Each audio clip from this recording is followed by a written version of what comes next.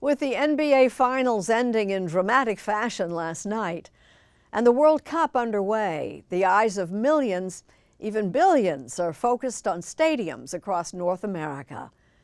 Except for a stadium once billed as the eighth wonder of the world. Mo Rocca has the then and now. President Lyndon Johnson is expected as the moment sports fans across the world have been waiting for.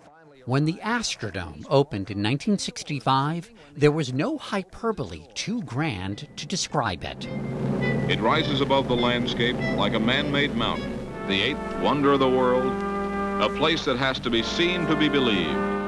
And it was an engineering marvel, the world's first domed stadium. Fantasy becomes fact. An indoor stadium seating 47,000 for baseball, 54,000 for football. But the Astrodome hosted a whole lot more than ball games. Dr. Graham has drawn nearly 700,000 to the Astrodome. The rider wants to hang on until the whistle. For nearly 4 decades, it was a temple to every kind of spectacle. Largest convention balloon drop in history. But that was then. This is the Astrodome today. For the past 20 years, it's sat empty, stripped of its former glory. The so-called eighth wonder, now reduced to a storage locker. So right now we're sitting in the balcony. Astrodome Conservancy Chairman Phoebe Tudor showed me what remains. And it was first air-conditioned stadium, so you can see the air conditioning units that blew the air out. And what doesn't. Behind us was the iconic sign. It was the first time that these really interactive sports scoreboards were used. Now the only light in the once biggest room in the world streams in through its signature lamella skylight. This is not Notre Dame. This is not the Eiffel Tower, but in a way it's our Eiffel Tower. It's what we have. It's our recognizable icon. And from its very start, this icon made news all over the world. Inspired by the Colosseum of Imperial Rome, it has its own genuine, homegrown Texas emperor, Judge Roy Hofheinz. That would be former Houston Mayor Judge Roy Hofheinz, who wanted to attract a Major League Baseball franchise to Houston. But because of the city's heat and humidity, Hofheinz's Field of Dreams would have to exist indoors. The finest air-conditioned sports facility that man has ever known. If there's one word that would describe the building of the Astrodome, what is it? I think I'd have to say it's audacity. Architect and dome historian Jim Gast says it took Hofheinz's showmanship and political acumen to make it happen. It's a wonderful story of people and technology and politics. To lock in support from both white and black voters, Hofheinz staged 2 different groundbreaking photos, each with 6 shooters instead of shovels. The first photo was of the group of county commissioners and Houston Sports Authority leadership. And the African-American leaders took their place, and they got a chance to break ground. The fact that the African-American leaders were there at all was a big sign. A sign of what was to come. The Dome was the first integrated stadium in the South. And in a nod to nearby NASA, Hofheinz dubbed it the Astrodome. Our lovely SpaceX. How big a tourist attraction was this? In the 5 years after it opened, the clearest span of the stadium is 642 feet.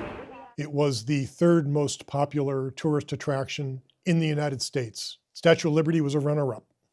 But there was at least one problem with the dome. Players couldn't see the ball. Well, you can see it until it gets up to the lights up there, and then it just disappears. There have been all sorts of experiments. Today they're painting the dome. So they tried painting the roof. The paint had an unintended consequence of killing the grass. So it was kind of this cascade of misfortune. Fortune did strike with the invention of artificial grass, named, you guessed it, AstroTurf. A lot like playing on your living room carpet. Another Astrodome creation?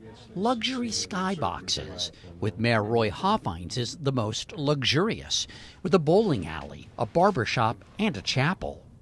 But by 1999, the dome was in decline. Houston held a farewell party for the Astrodome. Baseball's Astros moved cross town to greener pastures, a ballpark with a retractable roof and real grass.